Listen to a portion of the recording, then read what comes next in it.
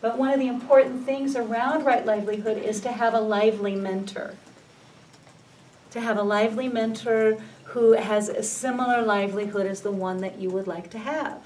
So if I want to be a teacher and I want to start new programs for school children, then I want to find someone who I very much admire, who is doing that work in a similar way to how I would like to do it.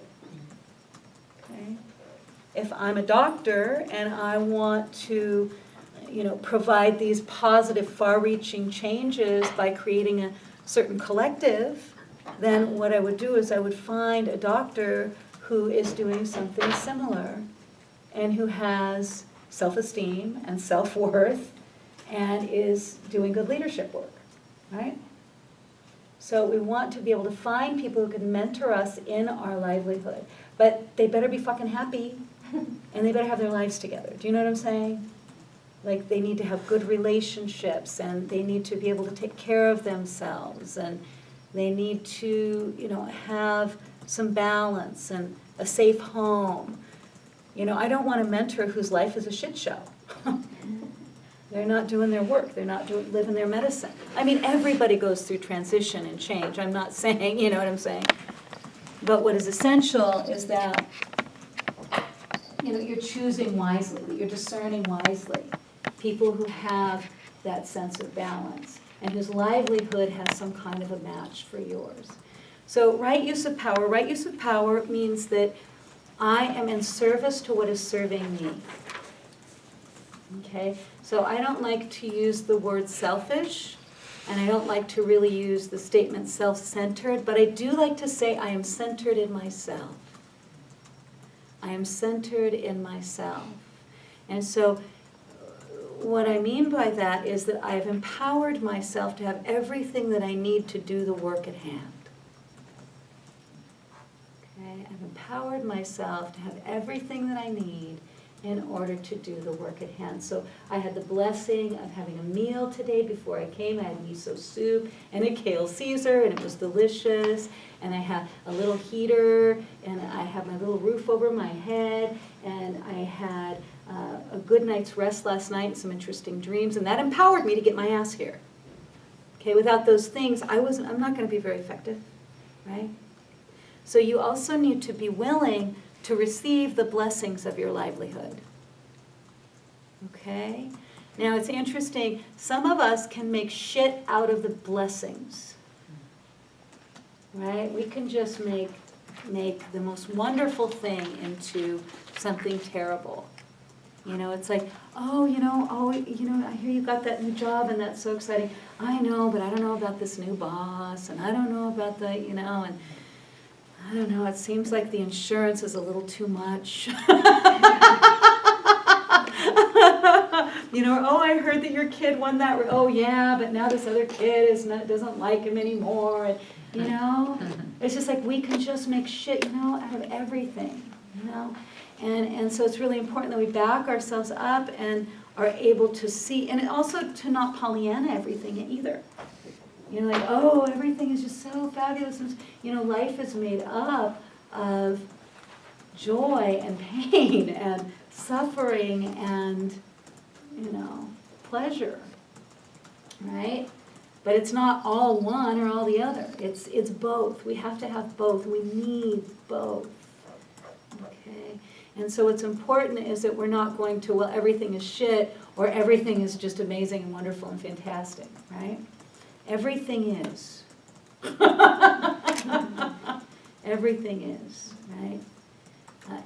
Everything is, and I'm valuing myself in it, and I'm loving myself in it, and I'm receiving the blessings. I'm receiving the blessings of what I am doing. And I am internally focused and focused on the divine, and focused on my guidance, and focused on my integrity, and focused on my commitments, and focused on my authenticity. If I'm focused on those things, the external things they're going to turn out beautifully.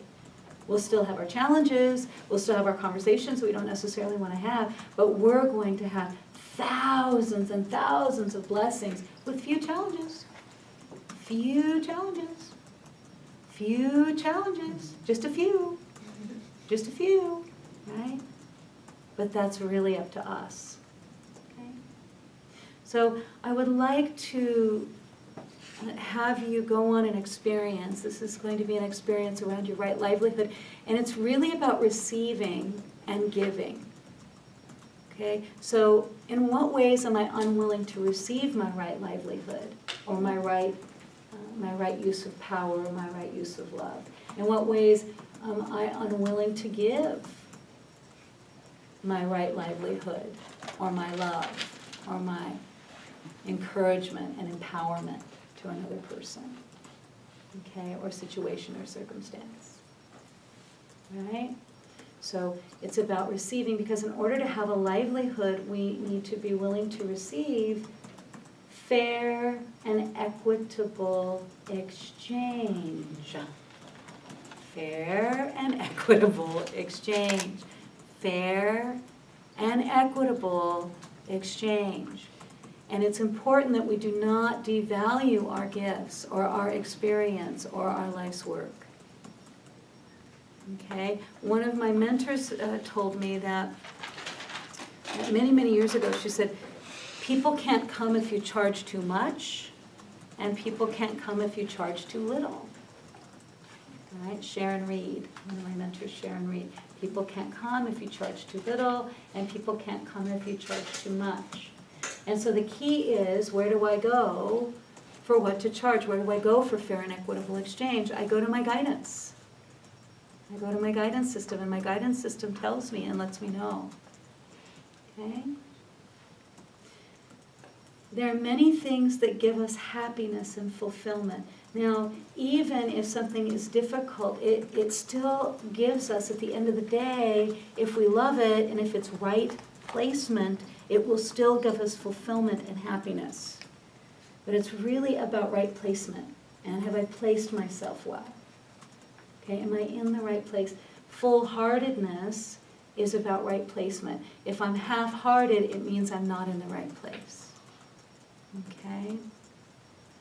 And life is so rich and so varied. So, it's well, I want to take pictures, and okay, now I want to make this video, and okay, now I want to make music, and oh my goodness, now I want to write these poems, and oh my goodness, now I want to teach this class, and look at, but there's room in our lives for all of it. There's 24 fucking hours in every single day. That's a lot of hours. In 3 days, 72 hours. I can paint and teach a class and do some mentoring and get the rest I need in 3 days. It's okay. It's 72 fucking hours. You know what I'm saying? So start recognizing that you have as much time as you want to give yourself. You have as much time as you want to give yourself. And I will tell you, I will not waste one single moment of my time giving my power and energy away to shit that does not deserve my fucking attention. It's just like, have a nice day. Excuse me, I'm making this really cool painting right now. I'll get back to you someday. That you want to give your attention to the things that really empower you, that you really feel lively about, that make you feel fucking alive. That's where you want your energy to go. And things that make you feel dead are things that you want to avoid. Right? The things and the people and the situations that pull that life energy away from you and out of you, or demean you or diminish you. Those are the things that we have to avoid. And then we go into the things that make us feel lively, that fill our hearts, that make us feel like our life force is getting stronger and that we have more energy. Right? But we have to do something called setting limits and boundaries. So to set a limit and boundary, what does that mean?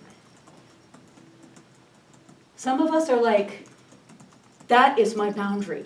And it is permanent, and it is so deeply rooted in the earth, you will never get over it, under it, or around it. That is my boundary. And, the first thing that someone is going to do, us included, when somebody says shit like that to us, we're like, testing!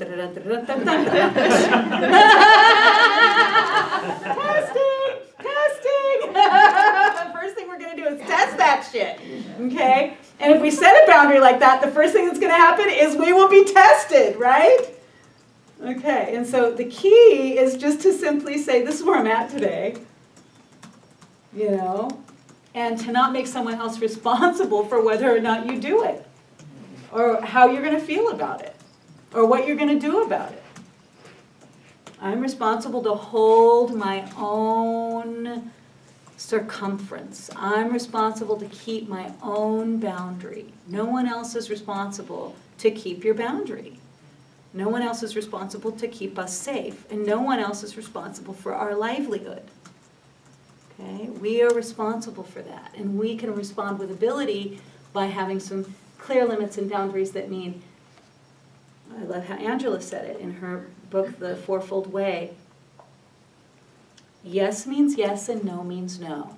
And I say yes when I mean yes, and I say no when I mean no. Instead of saying yes when I mean no, which a lot of us do pretty frequently. How many of us say yes when we mean no? Everyone in this room can raise both hands. Well, maybe just one on some of you. And how many of us really, we say no when we mean yes? How many of us have done that? All of us have done that. Right? And so the key is to actually say what we mean.